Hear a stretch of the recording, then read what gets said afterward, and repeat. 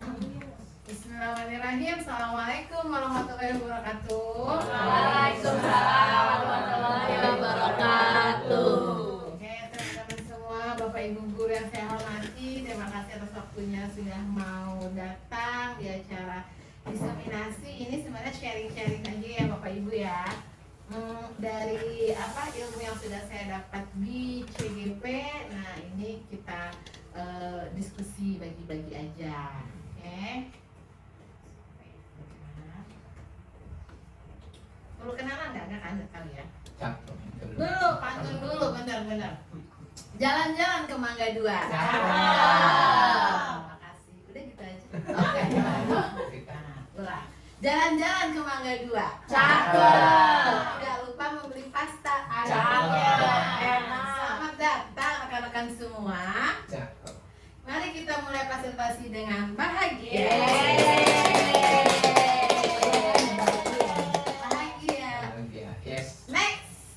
Sebelum mulai nih saya punya ice breaking. Ice breakingnya sebentar. Jangan ice breaking. Nah, nanti saya pilih random Bapak Ibu, yang saya tunjuk Bapak Ibu menyebutkannya itu warnanya. Jadi kalau kayak gini, kuning, hijau, hitam, merah. Gitu ya. Punishmentnya apa? Nggak boleh punishment Pak. Nanti mari kita belajar budaya positif, tidak boleh punishment ya. Nanti adanya restitusi. Oke. Kita siap ya? Siap. Siapa ya sekarang ya? Saya coba. Ibu Irma. Siap ya Bu Irma? Belum. Greng. 1, 2, 3. Mikirnya nggak boleh lama-lama ya. Tring. Hijau, kuning, merah, biru. Benar? Yeay. Next, selanjutnya Ibu Ade. Hijau, kuning, merah, biru. Ini yang tadi. Lagi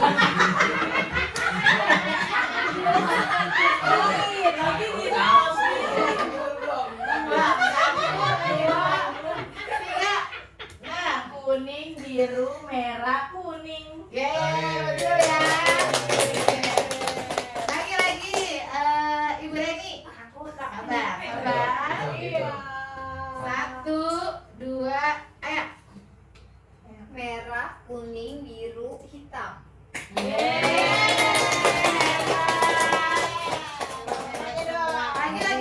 Satu lagi ya, Pak Koko nih sudah. Oke, Koko siap ya? Cepat. 1, 2, 3. Merah, hitam, biru, kuning. Dia udah menahan napas gitu ya? Oke, terima kasih breakingnya. Sekarang kita masuk ke paparan. Nah. Oke. Anakku ini Bentar ya.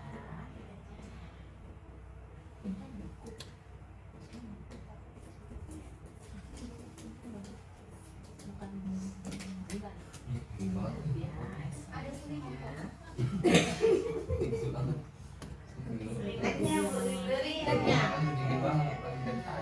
Saya akan mulai dengan perubahan paradigma belajar. Jadi kalau sebelumnya paradigma belajar kita adalah stimulus respon. Nah sekarang kita coba mengubah mindsetnya yuk menjadi teori kontrol. Stimulus respon itu yang kayak apa Bapak Ibu? Ini loh bahwa pengertian realitas atau kebutuhan kita itu sama. Padahal enggak ya. Padahal realitas atau kebutuhan kita itu berbeda. Kalau dulu kita menganggap semua orang melihat hal yang sama. Padahal sejatinya setiap orang memiliki gambaran berbeda. Dulu kita berpikir kita mencoba mengubah orang agar berpandangan sama kita, setuju dengan apa yang kita pikirkan. Ternyata kita berusaha memahami pandangan orang lain tentang dunia itu adalah yang lebih baik. Selanjutnya, perilaku buruk dilihat sebagai suatu kesalahan, Kalau ada siswa yang berbuat salah langsung punishment, langsung dihukum. Nah, kalau sekarang itu sudah nggak berlaku lagi Bapak Ibu. Kita sebaiknya semua perilaku itu memiliki tujuan. Jadi nanti ditanya dulu, kenapa sih bisa kayak gitu kamu, alasannya apa?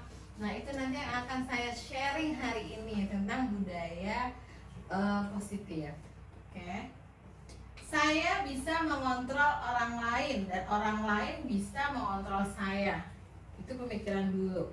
Bahwa sebenarnya sekarang hanya Anda yang bisa mengontrol diri Anda dan Anda tidak bisa mengontrol orang lain. Oke. Pemaksaan ada pada saat rujukan gagal. Seharusnya terjadi kolaborasi dan konsensus menciptakan pilihan-pilihan baru. Dan yang terakhir, model berpikir itu antara menang atau kalah. Bahkan karena kita sebagai guru suka memaksakan ego ya, karena kita ngerasa kita guru, kita harus menang nih sama murid. Padahal nggak selamanya seperti itu. Seharusnya kita harus model berpikir menang-menang, win-win solution. Gitu. Next, disiplin. Sebelum kita bicara soal disiplin, saya mau tanya dulu, di benak Bapak Ibu kalau ada kata disiplin, apa yang terbesit? Peraturan, tepat waktu. Ada lagi? Tata krama, tata tertib, sesuatu yang harus diikutin gitu ya. Padahal sebenarnya disiplin itu artinya adalah ini yang menjadi pemahaman intinya sebenarnya. Jadi disiplin itu sebenarnya berasal dari kata Latin disiplina yang artinya belajar. Makanya murid-murid itu kalau dalam bahasa Inggris namanya itu, bahasa Inggrisnya adalah disciple, pengikut, pembelajar. Jadi yang namanya orang disiplin itu sebenarnya bukan orang yang menurut mindset kita selama ini harus taat peraturan, itu sesuatu yang wah kayaknya mengikat sekali. No. Sebenarnya disiplin itu adalah kita menjadi pembelajar terus menerus panjang hayat itu. Dan ini sesuai dengan ajaran Ki Hajar Dewantara menyatakan bahwa di mana ada kemerdekaan, disitulah harus ada disiplin yang kuat. Disiplin untuk belajar terus menerus mengisi kemerdekaan itu. Yaitu kita sendiri yang mewajibkan kita dengan keras-kerasnya. Itu berarti harus dari internal kita ya Bapak Ibu ya. Jadi kalau selama ini kita pikir disiplin itu adalah dari eksternal, kita dipapalkan dengan peraturan-peraturan, harus ngikutin, kita harus nurut. Ternyata enggak, disiplin itu harusnya dari dalam diri sendiri. Seperti itu. Sama, saya juga baru belajar. Saya juga baru tahu, oh ternyata mindset saya selama ini tentang disiplin salah. Next. Berikutnya ada 3 motivasi perilaku manusia. Ini penting untuk kita ketahui supaya kita tahu masing-masing dari diri kita sendiri atau ketika kita berhadapan dengan peserta didik, apa sih motivasinya seseorang melakukan sesuatu. Pertama, seseorang melakukan sesuatu tindakan itu bisa untuk menghindari ketidaknyamanan atau hukuman. Pengen datang cepet tepat waktu. Biar apa? Biar nggak dihukum, ya kan? Biar nggak dipanggil, biar nggak ribet, gitu kan? Biar nggak jadi hukuman, nggak jadi sanksi. Itu motivasi yang pertama. Yang kedua, untuk mendapatkan imbalan atau penghargaan dari orang lain. Biar kelihatan bagus, biar nanti diberikan jabatan, biar nanti dikasih hadiah sama bapak ibu gurunya. Nah, itu motivasi yang kedua. Dan yang terakhir, untuk menjadi orang yang mereka inginkan dan menghargai diri sendiri dengan nilai-nilai yang mereka percayai. Jadi mereka berperilaku itu ya karena memang sudah sadar, sudah memang dari dalam diri mereka sendiri pengen melakukan itu. Dan ini adalah motivasi yang paling baik, dan ini yang harus kita terapkan untuk mulai dari diri sendiri baru ke peserta didik. Next, selanjutnya tadi udah motivasi, sudah perilaku. Sekarang yuk kita sharing tentang hukuman, konsekuensi, dan restitusi. Saya balik lagi biar gak ketahuan dulu. Saya mau tanya dulu nih, apa bedanya menurut Bapak Ibu antara hukuman, konsekuensi dan restitusi. Hukuman itu apa ya? Ada yang bisa sharing? Hukuman punishment, iya sih, benar. Terjemahan kita jadinya ya. Apa lagi ya hukuman ya? Yang di benak Bapak Ibu tuh kalau bicara soal hukuman tuh apa ya? Kalau hukuman mungkin langsung diadakan hukumannya. Oh, saat itu juga directly gitu ya. Mungkin konsekuensinya lebih kepada kesepakatan juga. Kalau konsekuensi kesepakatan. Nanti Oke. kalau mau begini nanti ini loh. Oh iya, berarti kita ini ya ada keyakinan yang kita sepakati gitu. Kamu nanti kalau ngelakuin A, konsekuensinya B. Gitu. Oke. Belum directly-nya masih kesepakatan. Oke. Yang lain mungkin? Menjas siswa ya. Yang hukuman nih. Ya, langsung menjas siswa. Oke, hukuman itu menjat siswa. Terus? Pada objeknya. Pada objek. Oke. Jadi langsung menjudge bahwa oh dia salah gitu ya. Oke, itu kepada siswa dan siapapun. Oke. Ada lagi? Hukuman. Kalau konsekuensi menurut Bapak Ibu apa? Kalau hukuman tadi kayaknya langsung menjudge kan atau langsung directly itu disampaikan. Kalau konsekuensi akibatnya perlakuan dari perilakunya. Ya, jadi kalau siswa melakukan sesuatu nanti kamu konsekuensinya A, B, C gitu ya. Nah, ada satu kata lagi, restitusi. Ada yang pernah dengar? Adanya nanti utang kayaknya. Utang itu kayaknya. Restitusi, ada yang pernah dengar mungkin? Hapus.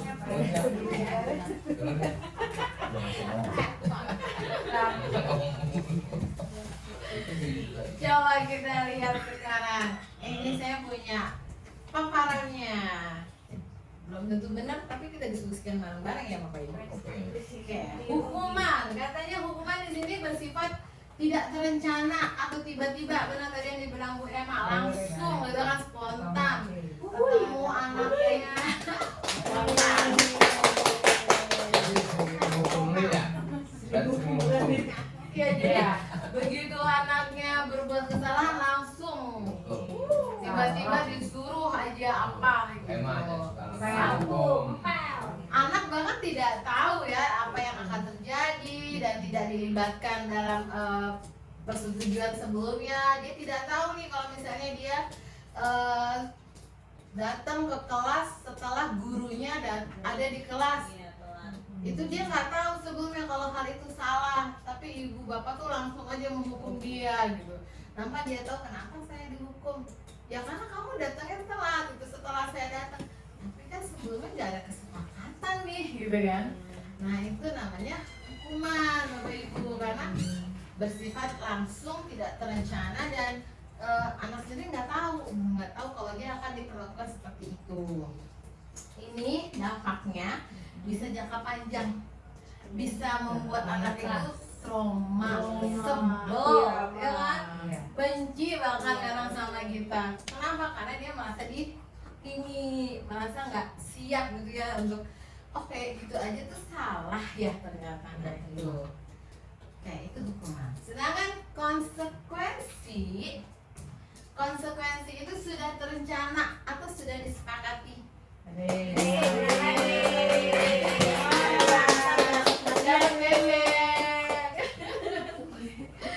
Jadi kayak sebelumnya tuh Bapak Ibu sudah kasih tahu nih sama peserta didik kalau peraturannya itu nanti kita begini ya, kalau kamu melanggar nanti jadinya seperti ini. Atau kita biasanya apa? Keyakinan kelas bilangnya ya kan? Kesepakatan kelas. Bahkan kita sebenarnya nggak cuma punya keyakinan kelas atau kesepakatan kelas, kita juga harusnya punya kesepakatan sekolah. Jadi yang lebih jauh lagi, lebih general lagi, harus punya Nah betul, itu kesepakatan kita kayaknya, bukan kesepakatan sekolah. Makan mie ayam sekeju. Betul, itu banyak tuh, itu yang namanya kesepakatan. Kenapa? Karena dia sudah terencana, sudah dibahas, sudah disetujui oleh murid dan gurunya. Jadi murid udah tahu nih, kalau saya datang ke kelas, gurunya udah masuk, wah salah nih. Berarti saya masuk-masuk Wah, sekali ya. telat nih. Iya, kayaknya Udah mendingan salah sekali. balik lagi mundur gitu ya. Jangan. Jangan, nanti jadi pasal berlapis nih pasalnya. Udah salah, udah telat, mundur, kabur lagi. Jangan. Siap salah. Iya. Tapi murid udah tahu kan sebelumnya kalau dia kayaknya nih saya bakal ini nih kena konsekuensinya nih. Kenapa? Pas saya mau masuk, gurunya udah di dalam.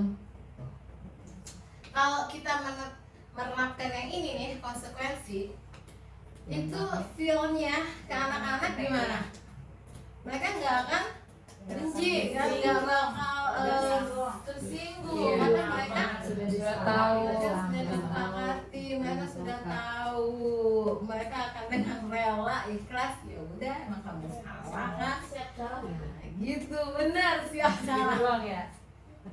Banyak ya anak kita sekarang Iya, ya, udah ngomong siap salah. Pasal-pasal. Iya Bu, siap salah. Mungkin ini mau cita-cita jadi angkatan, biarin aja, mau didukung aja. Kalau nggak salah kamu nggak ada peraturan pertama. Nah, itu udah nggak ada tuh Bu, udah nggak boleh tuh. Nggak Udah nggak boleh. Kalau di Nggak ada pasal-pasal begitu. kalau di militer Apa itu? jatuhnya di mana ini? Pilihannya di Hukuman. mana? Belum, itu sih belum Pak. Iya, Nanti. makanya kalau di militer Iya. di mana jatuh? Jadi hukuman karena dia tidak mengelar restitusi.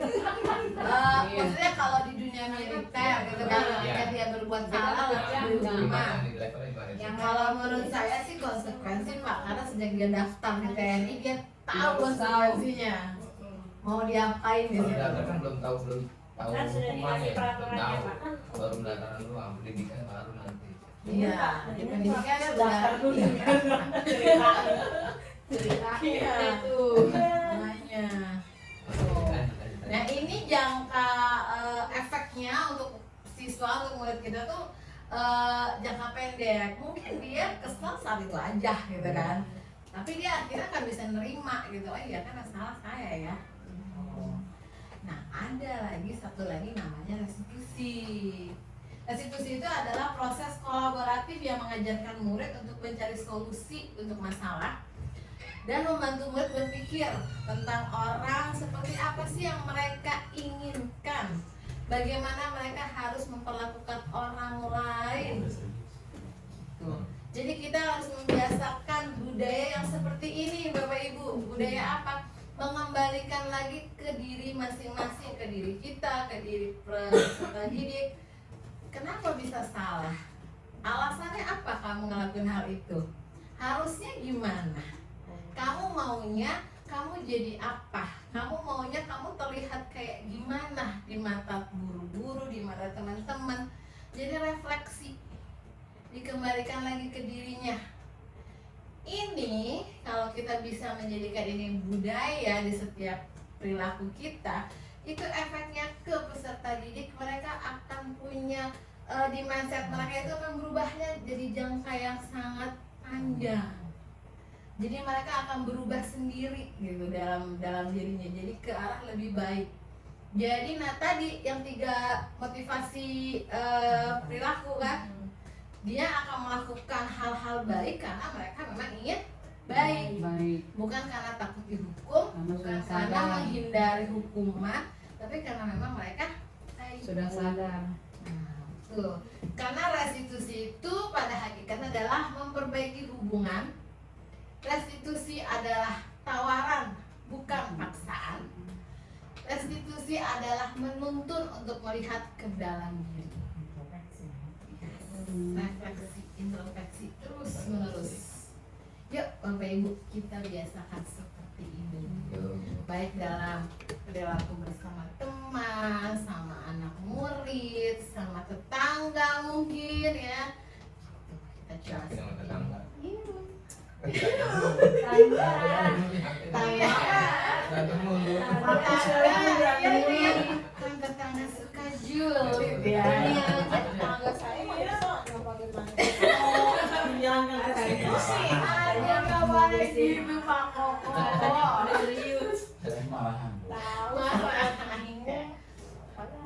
Restitusi inilah yang akan saya coba sharing ke Bapak Ibu. Bagaimana sih ngelakuinnya? Susah nggak sih? Tahap-tahapannya seperti apa? Nah seperti itu. Makanya stay tune, stay tune. Silakan sambil diminum, dimakan boleh yang boleh. Itu mana sih? Lembengnya dimakan di rumah Bunda. Oke, next ya Bapak Ibu sambil dimakan itu.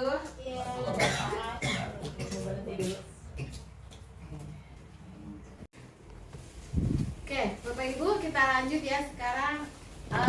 Saya punya beberapa pertanyaan di sini. Coba kita pikirkan bareng-bareng apakah ini bentuk dari konsekuensi hukuman? Kita lihat. Pertanyaan yang pertama saya bacakan ya. Mencatat 100 kali di dalam buku kalimat saya tidak akan mengulangi lagi karena terlambat. Oh, saya tidak akan terlambat lagi. Hukuman. Karena ini dia lagi telat berarti ya. Apa nih dia? Hukuman. Setuju. Ini hukuman. Kenapa? Karena sebenarnya satu nggak ada hukumannya ya kan. Kedua langsung spontan aja ya. Gimana? Tanpa terencana, tidak ada kesepakatan. Oke. Bagus. Tuh. Soal kedua. Lari mengelilingi lapangan basket 2 kali karena terlambat hadir ke sekolah. Hukuman juga? Hukuman. Karena ya itu tadi nggak ada hubungannya dan nggak ada perencanaannya. Hebat, pinter-pinter Bapak Ibu ya. Keren loh. SMK? Bisa. Ketiga, membersihkan coretan yang dibuat di meja tulis. Konsekuensi. Karena jelas alasannya ya, masuk akal dan ada tujuannya. Ada anak nyoret-nyoret, ya udah ada konsekuensinya, hapus gitu. Next, nomor 4. Murid diminta untuk push up 15 kali karena tidak memakai masker. Hukuman. Oh, ini kayaknya sisa-sisa zaman Covid nih kayaknya ya, nggak pakai masker ya. Ya Allah, ini berarti dia hukuman. Karena dia nggak ada hubungannya, kebayang ya, udah mana Covid, suruh push up lagi, terus itu dia nggak pakai masker. Wah, untung udah nggak Covid kita. Next, menggantikan kertas tugas ya teman yang konsekuensi. Belum, sabar. Berikutnya berjemur di lapangan jam 12 siang lagi. Karena apa dia? Karena mau ngobrol sama teman. Ngobrolnya pindah jangan-jangan di lapangan. Jam 12 itu. Hukuman ya, jangan. Dan ini harus sendiri ya, jangan sama temen yang ngobrol tadi, ntar pindah tongkrongan doang di lapangan. Ngobrol lagi mereka, jangan. Harus satu-satu dipisahin. Iya, pindah ke warkop balas. Ya, nanti jangan. Kalau Senin sama Kamis kita ke sana. Tahu banget anak warkop, luar biasa. Kopi tubruk. Next, berikutnya murid diminta bertelanjang kaki sepanjang hari karena tidak menggunakan gimana apa konsekuensi? Menurut saya ini konsekuensi karena udah disepakati sebelumnya, pokoknya kalau kan harus sepatu hitam, kalau tidak hitam pokoknya gimana caranya harus hitam atau dicopot. Next, berikutnya berdiri di depan kelas sambil mengangkat kaki satu. Oh, ini jadul banget ya. Karena tidak bisa menjawab pertanyaan. Ini zaman kita sekolah dulu ya. Sudahlah dia nggak bisa jawab pertanyaan, berarti kan dia nggak ngerti ya. Iya. Dihukum pula ya. Tambah. Satu kaki. Betul. Itu kan generasi zaman kita dulu ya. Tapi alhamdulillah melahirkan generasi kayak kita yang ternyata bagus, tangguh ya. Luar biasa. Duduk di atas satu kaki. Tangguh, bener nih. Ini jadul ya Bapak Ibu, jangan diikutin, jangan diketawain kita memperbuat kalau masih kayak gini. Iya. Dan yang terakhir gimana? Memberikan. Membersihkan ternyata. Membersihkan tumpahan air di meja tulis. Konsekuensi. Iyalah, kalau udah ditumpahin harus dibersihin. Kayak itu hukuman dan konsekuensi. Hebat, tepuk tangan dulu dong Bapak Ibu. Next kita lihat. Selanjutnya.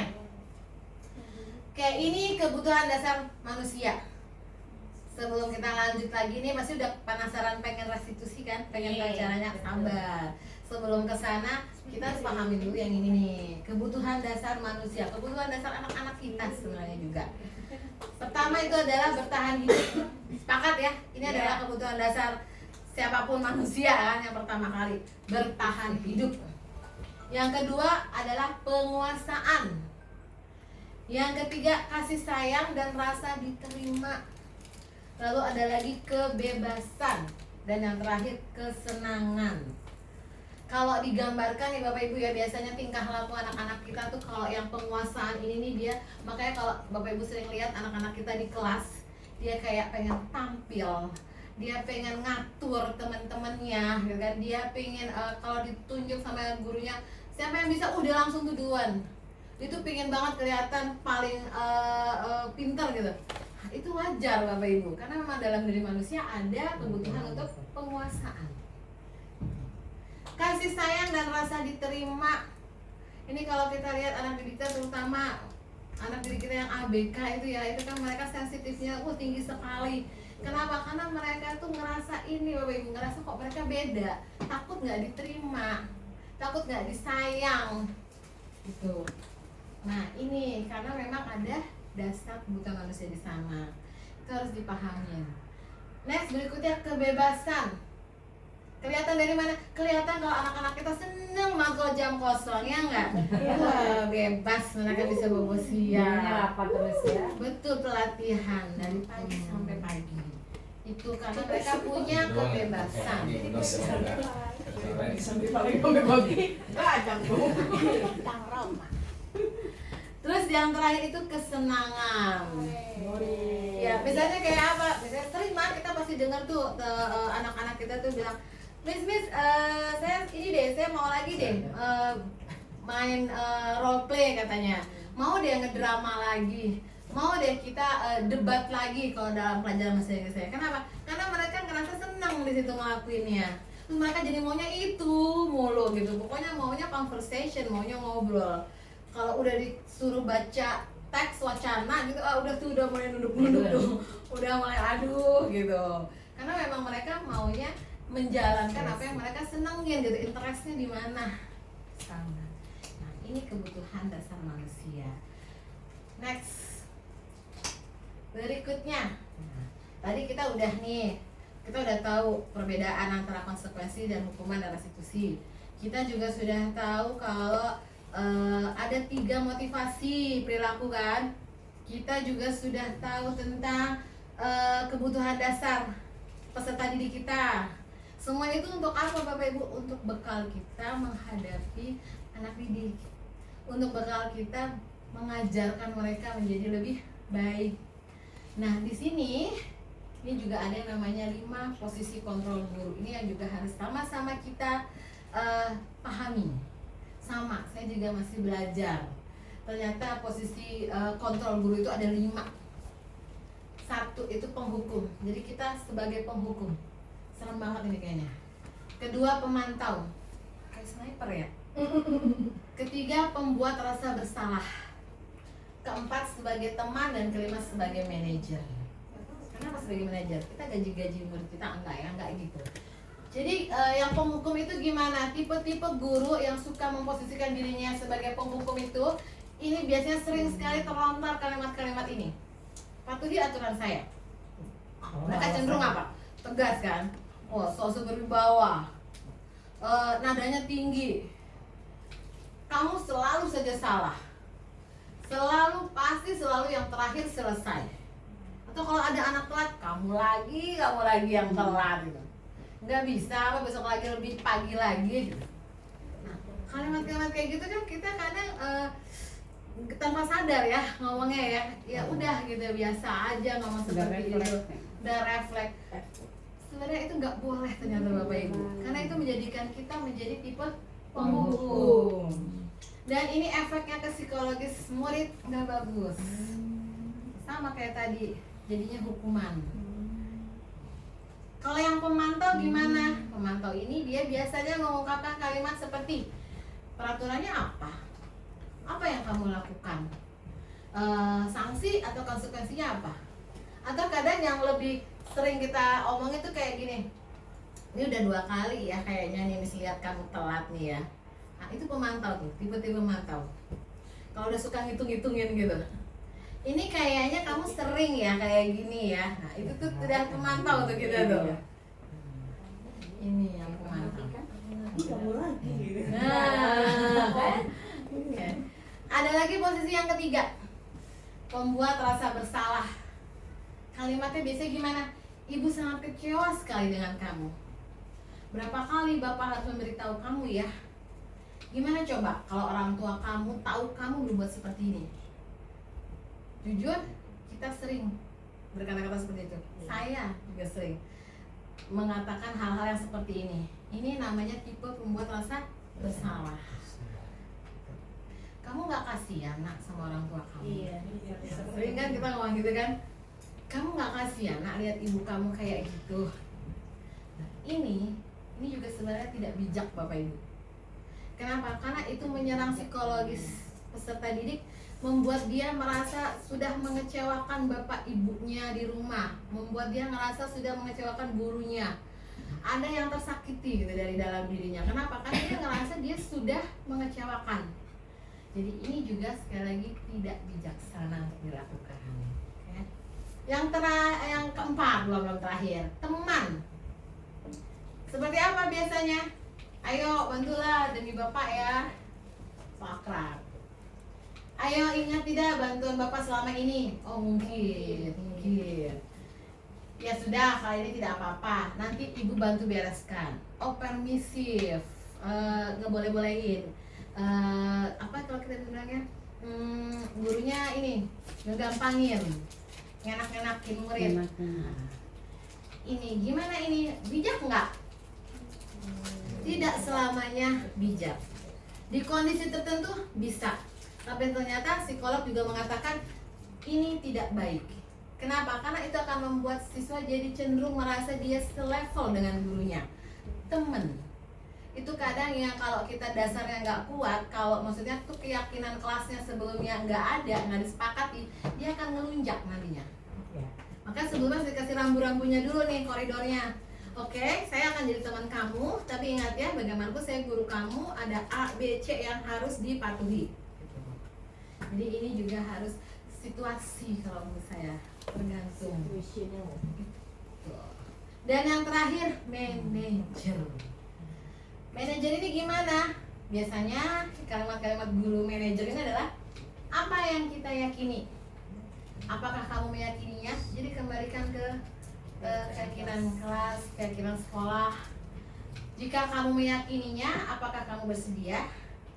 Jika kamu memperbaiki ini, hal ini menunjukkan apa tentang dirimu? Apa rencana kamu untuk memperbaiki hal ini? Mungkin kesannya kalau yang manajer ini ribet ya, iya nggak Bapak Ibu? Ribet banget ya, terus kayaknya kok kayak formatif banget gitu, formal banget. Bapak Ibu bisa mendesain kalimatnya tuh mungkin yang lebih enak diterima gitu sama murid-murid. Misalnya kayak apa? Bisa kita tanyakan misalnya, kenapa kamu ngelakuin hal ini? Apa alasannya? Kenapa kamu melakukan tindakan seperti ini? Apakah kamu punya alasan? Apakah ada yang melatar belakangi? Atau ditanya, tadi di rumah berangkat jam berapa? Keadaan di rumah gimana? itu manajerial. Emang butuh effort dari kitanya, tapi ini efeknya ke murid luar biasa. Ini akan menjadikan kita guru yang dirindukan tadi, guru yang akan menjadi lebih baik. Kenapa? Karena sudah memberikan pemahaman baik ke peserta didik. Seperti itu Bapak Ibu. Ini adalah posisi kontrol guru. Setuju nggak nih kira-kira? Jujur nih kita sering yang mana nih? Yang 2, 3, 4. 4. Belum kita kesini. Sebenarnya sih sudah sih, kalau Bapak Ibu cuma nggak sadar aja. Sering juga sebenarnya Bapak Ibu ngelakuin ini, cuma mungkin belum konsisten. Terus kitanya belum ngerasa, mungkin belum juga langkah-langkah step-stepnya belum tertata baik, ya kan?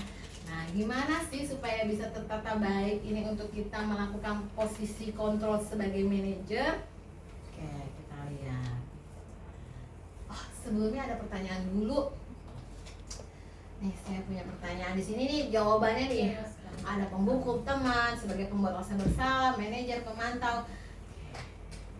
Kalau ada guru yang mengatakan, "Oh, saya kecewa sekali dengan kamu," kira-kira dia membuat rasa bersalah. Sepakat? Yang kedua, kamu tidak pernah benar melakukannya. Yang mana, yuk? Penghukum. Kenapa? Karena ada judgmental di sana ya. Kita langsung semua melabeli dia. Nah, kayak ini berarti penghukum. Ayolah, lakukan demi saya ya. Apakah kamu mau mendapatkan stiker bintang ini? Manager. Kenapa? Karena dari sini nanti akan ada konsekuensinya. Oh, kalau kamu mau dapat ini, kamu harus A, B, C, D, ada step-stepnya. Berarti manager ya? Iya. Bagaimana kamu bisa menyelesaikan masalah ini? Manajer. Anak diajak untuk berpikir.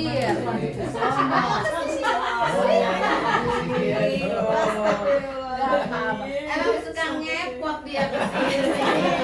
Saya juga baru. Bapak Ibu tenang. Nah, kalau ini doang apa? Kalau ini doang apa nih? Gak bisa Pak, dia kesini aja.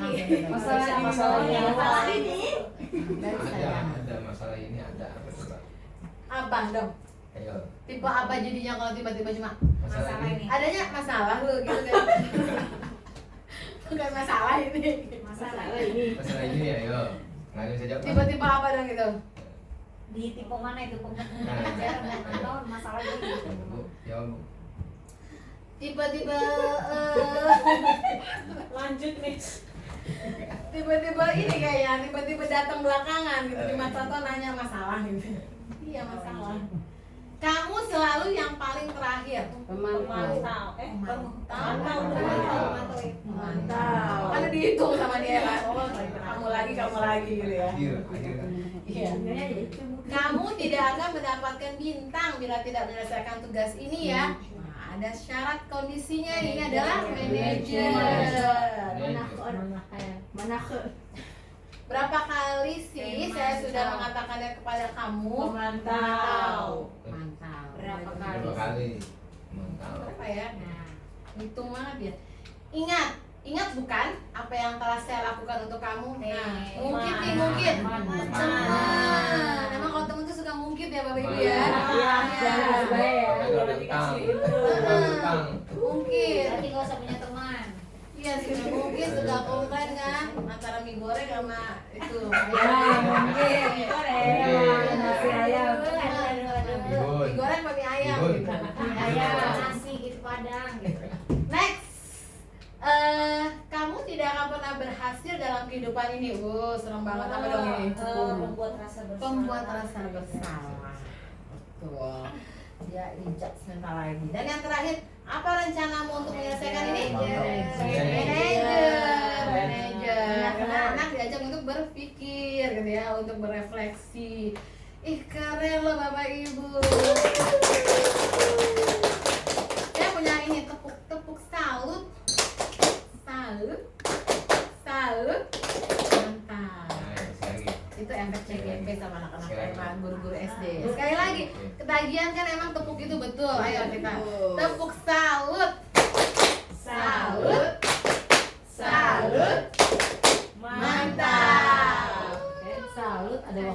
CGP. Oh,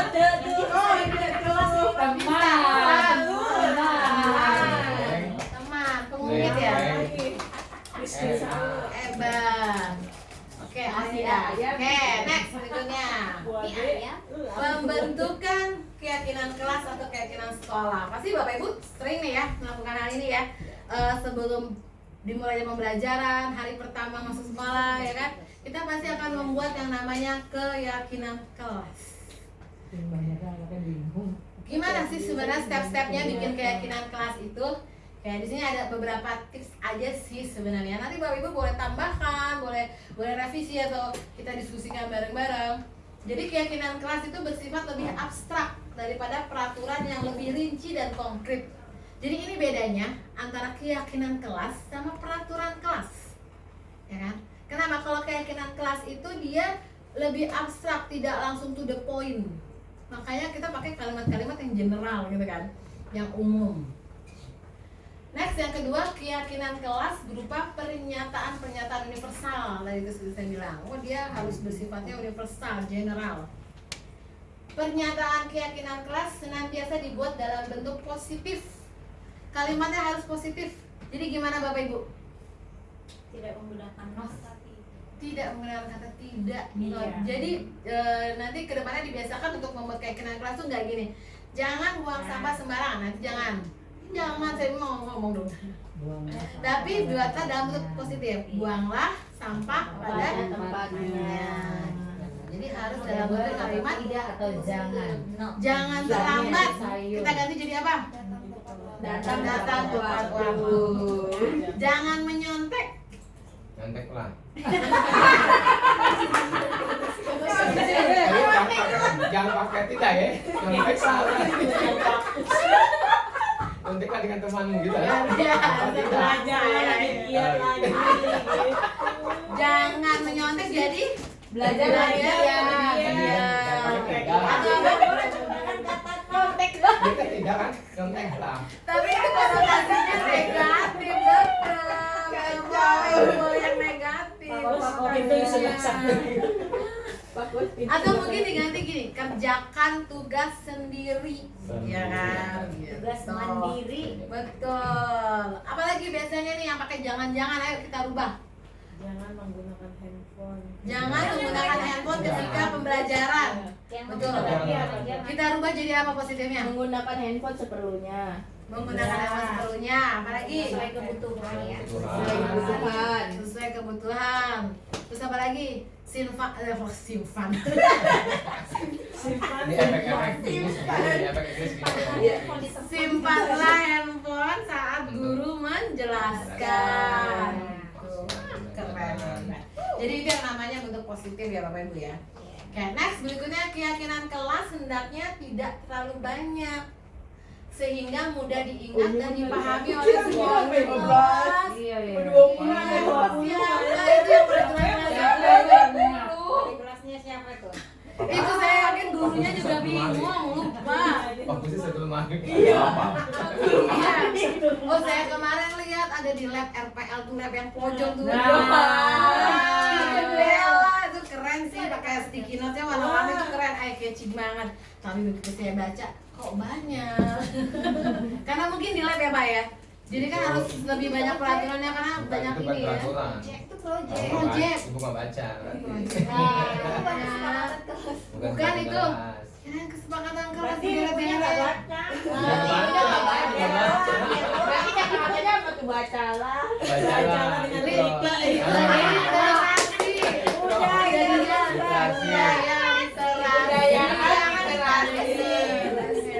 Ada di sini kelas 11 sama kelas 12 ya. Yang sudah mengerjakan ya Pak?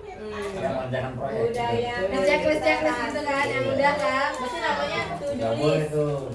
Oh, to do list. Iya.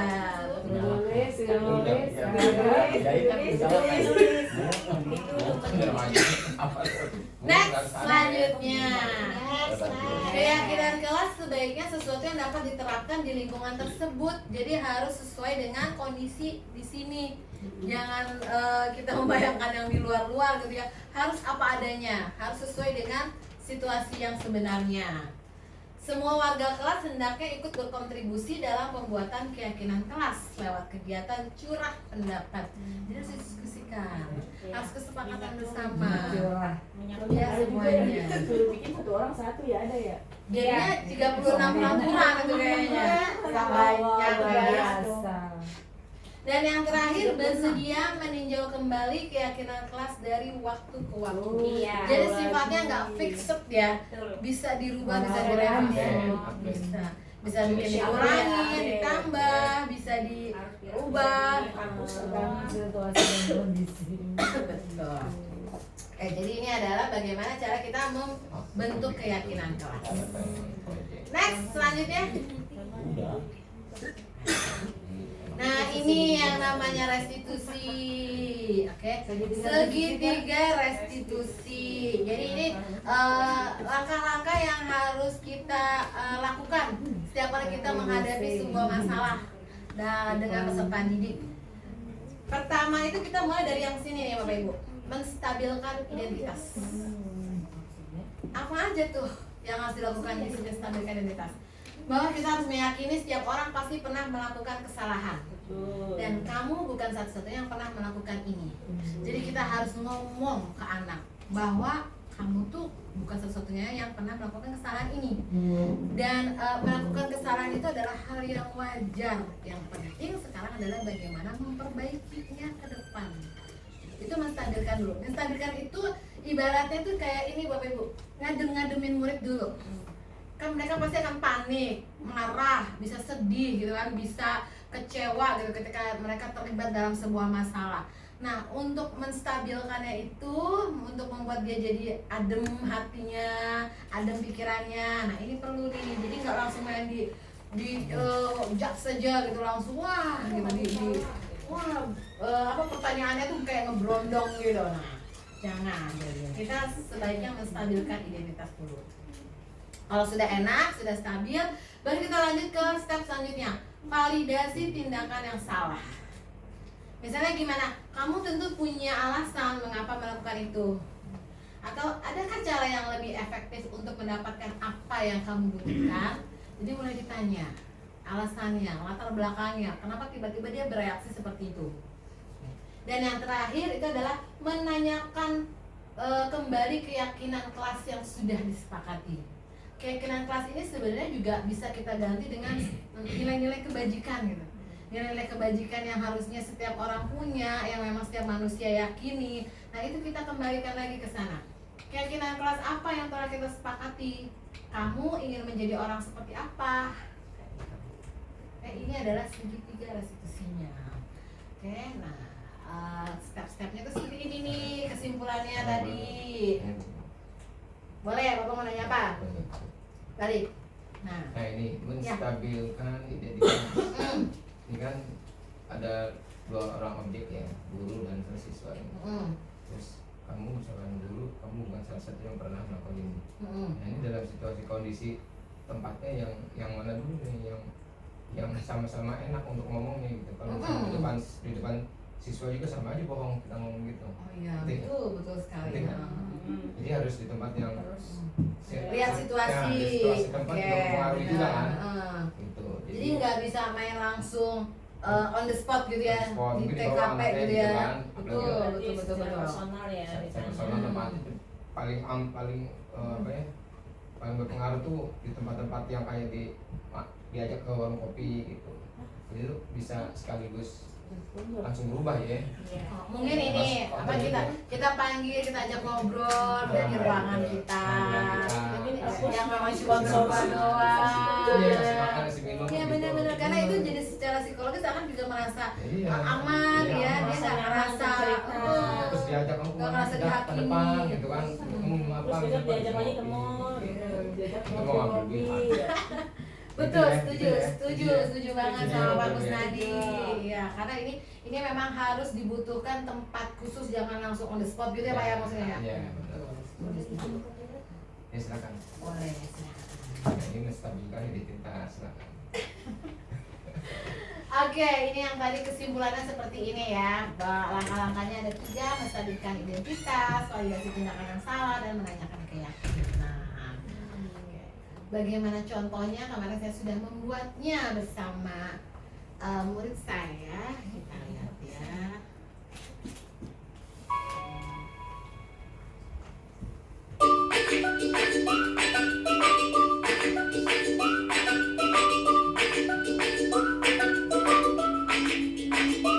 Situasinya nih,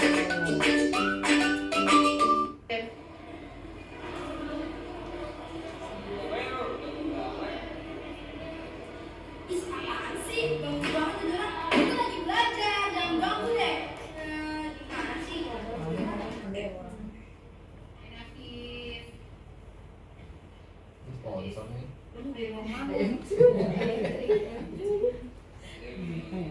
Iya.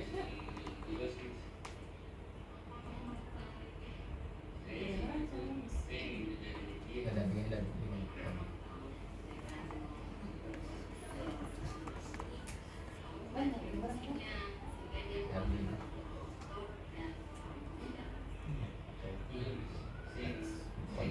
Iya, pakai teksisnya. Iya. Dikekat. Ulangi, membolehnya ulangi.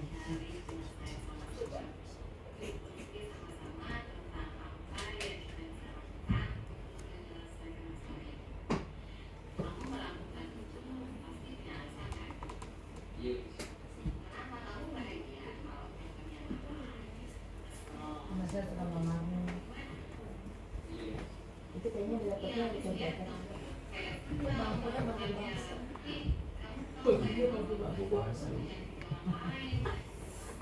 Kan dua rumput beda kan. Iya, bagus banget.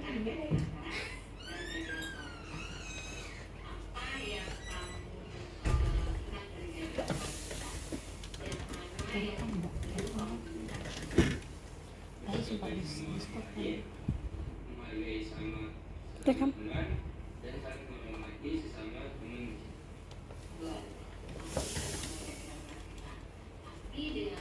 Kayaknya ada yang beda-beda.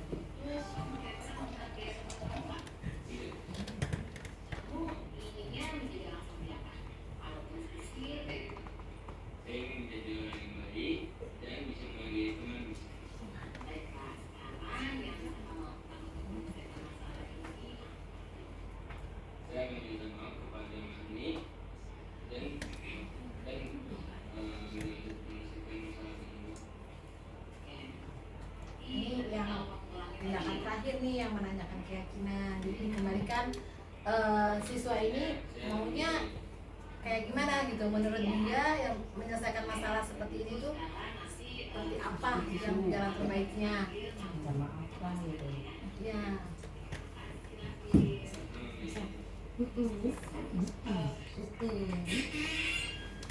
Ini dari sisi marninya, jadi kita harus panggil juga.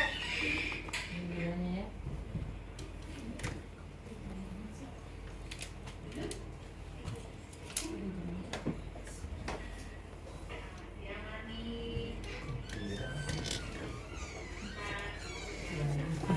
Karena marninya ini kan yang bereaksi ya, dia yang berkata-kata kotor setelah diganggu tadi sama Nafis.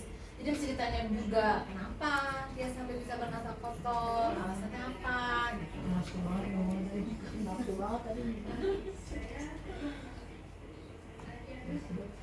Jadi memang kedua belah pihak harus dipanggil, ditanya, jangan cuma satu.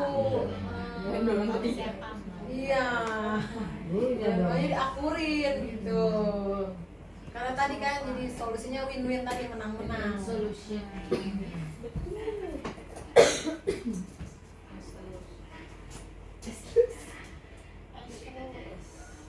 Kacang terus. Kacang. Ini ada nasi kotaknya.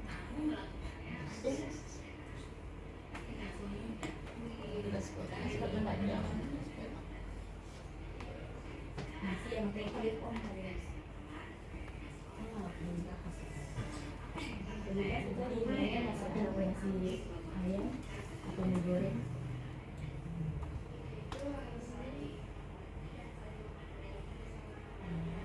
Ini dari tahap final nih, ditanyain maminya. Maminya juga harus diingetin lagi. Oh, gitu. Tapi Marninya udah inget kan Bu? Udah inget ya, alhamdulillah. Itu langsung ini. Inget ya sama keyakinan kelasnya seperti apa.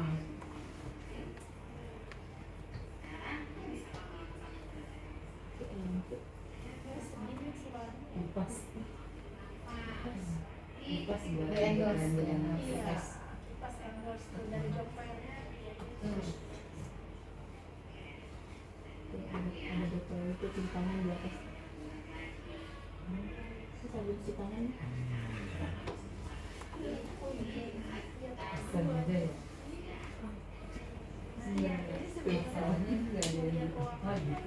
Jadi mereka bersepakat untuk selain saling memaafkan juga saling berjanji untuk tidak melakukan hal itu.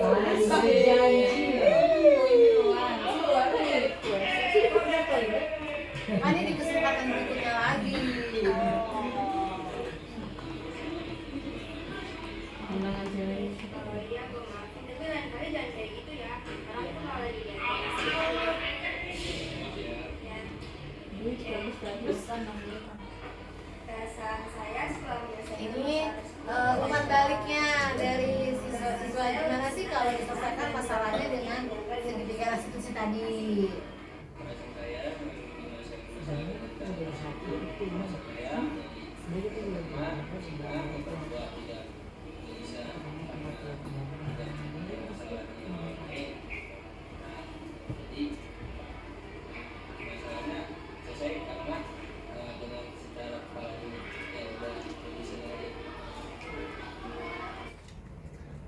Oke.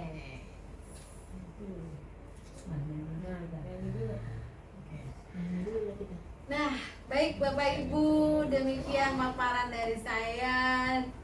Sedikit info, sedikit ilmu yang bisa saya bagi tentang segitiga restitusi dalam rangka membangun budaya positif di sekolah kita. Ada yang mau ditanyakan dulu? Mungkin diskusi kali ya jatuhnya ya. Tadi sih udah ya, udah sambil kita diskusi juga sudah saling bertanya, saling bertukar pikiran. Tapi saya kasih kesempatan lagi, apakah masih ada yang ingin ditanyakan, ingin dibahas? Boleh, silakan Ibu Ade. Kan saya di kelas kadang-kadang suka ada tulisan keyakinan kelas. Nah tapi ada kelas lain lagi tuh tulisnya komitmen kelas, tuh apa bedanya Mas?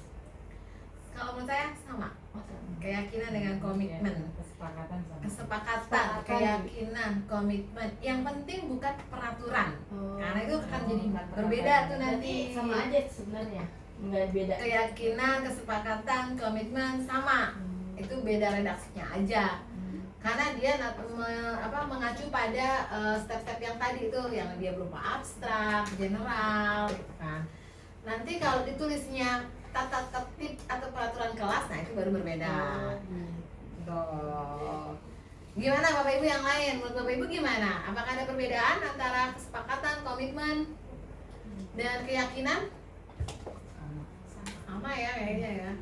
Tuh. Dalam level yang sama lah gitu. Kecuali nanti itu peraturan. Ada lagi yang lain? Mungkin ada yang mau ditanyakan lagi? Cukup? Ya udah. Oke. Cukup pakai. Terima kasih Bapak Ibu atas waktu dan kesempatannya. Saya akhiri paparan saya ini dengan mengucapkan alhamdulillah. Alhamdulillah. Pantun dulu dong, pantun. Pantun ya. Saya akhiri paparan ini dengan pantun. Iya. Siap, cakep. Cakep. Makan nasi pakai terasi. Cakep. Cukup sekian dan terima kasih.